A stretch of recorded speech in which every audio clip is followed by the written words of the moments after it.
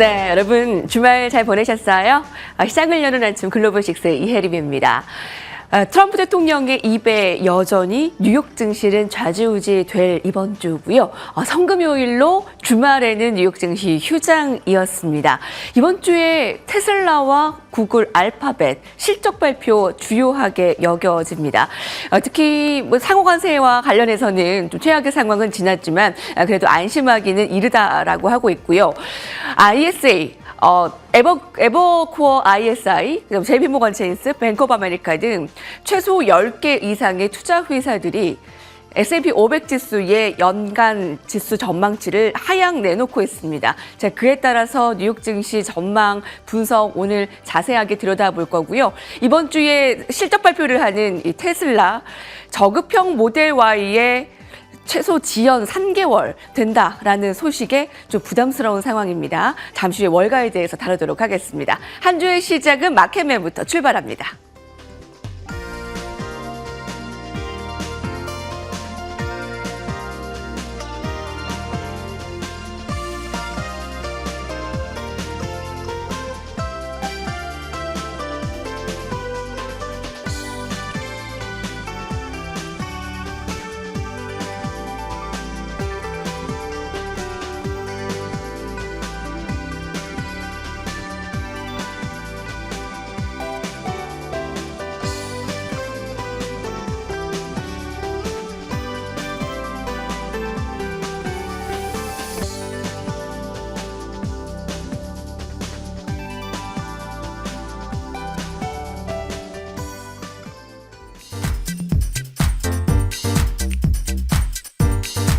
시장에 대한 정확한 판단에 한 걸음 더 다가보는 마켓맨 시간입니다. 오늘도 지난주 시장을 관통했던 그리고 이번 주 시장을 바라보는 데 도움이 될 만한 두 가지 인사이트 준비를 해봤습니다.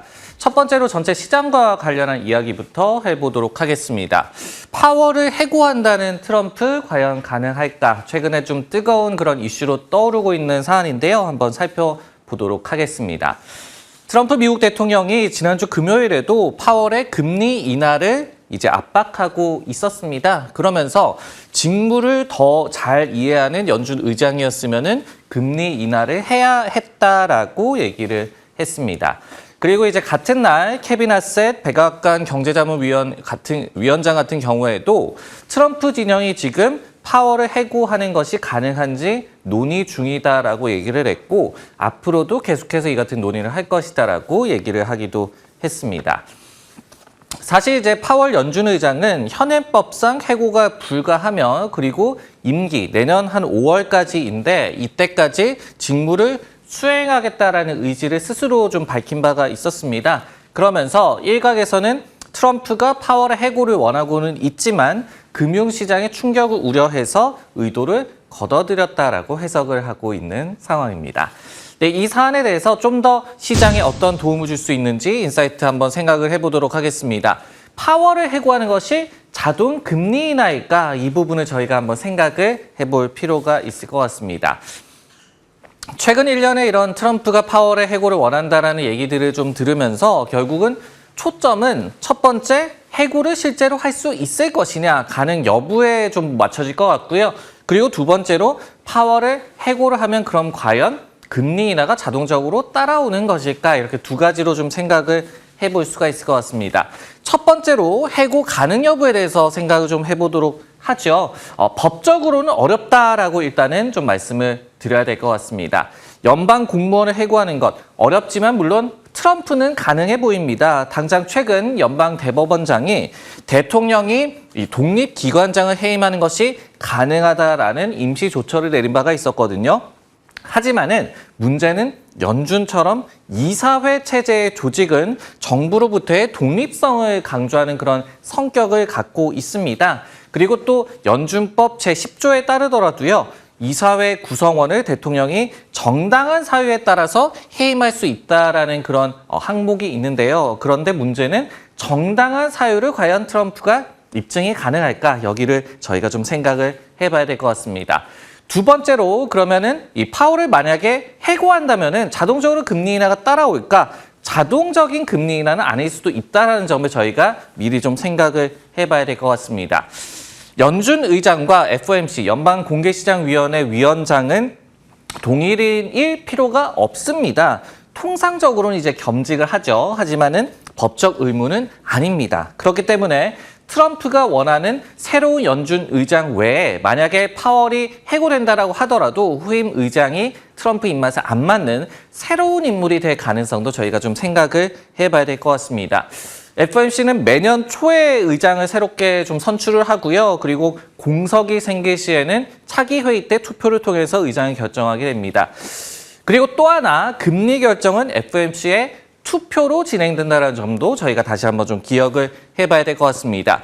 의장도 딱 한 표만 행사를 하거든요. 그렇기 때문에 의장만 바꾼다고 해서 자동적으로 금리 인하가 따라오는 것은 아니다라고 다시 한번 말씀을 드리겠고, 트럼프가 원하는 조기 금리 인하가 나오려면 이사진을 대거 교체하는 것이 필요합니다. 하지만 그랬을 때 과연 금융시장이 좀 가만히 있을 것이냐, 금융시장의 충격이 다시 한번 좀 우려되는 상황이기 때문에 이 같은 여러 가지 좀 요소들을 살피면서 이 같은 이슈 살펴보시기 바라겠습니다.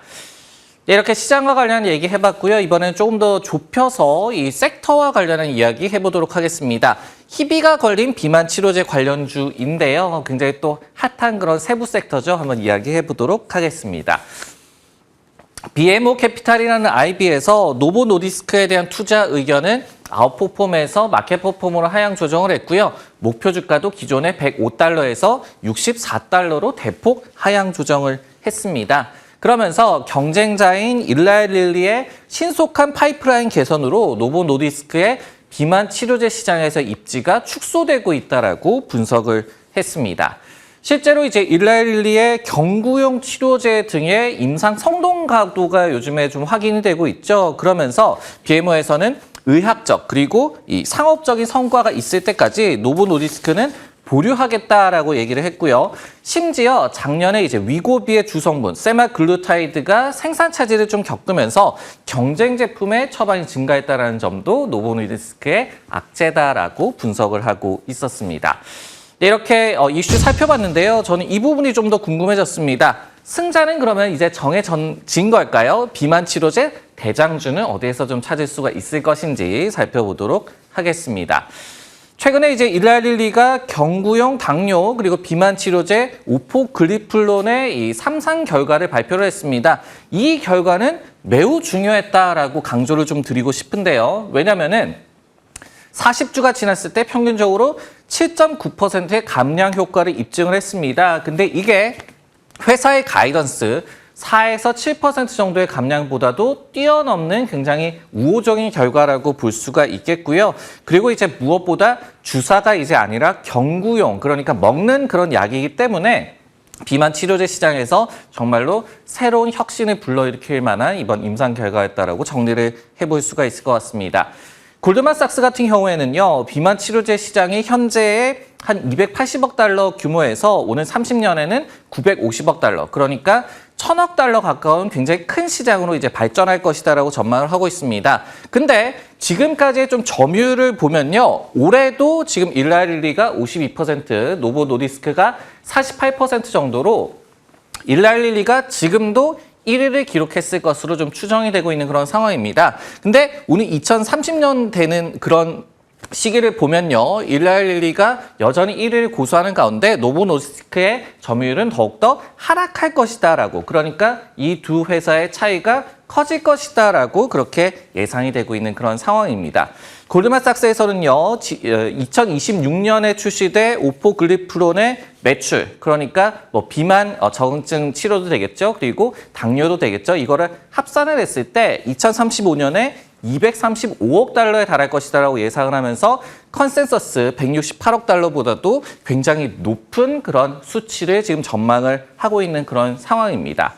노보 노디스크도 물론 경구용 치료제도 있습니다. 리벨서스라고 하는 그런 치료제인데요. 하지만은 리벨서스는 3상에 성공하기는 했지만은 아직까지는 당뇨병 치료제로만 허가를 받고 있는 그런 상황입니다. 그렇기 때문에 시장에서 지적하고 있는 그 속도 측면에서 분명히 일랄 릴리가 우세한 측면이 있다라고 이해를 하시면 될 것 같습니다.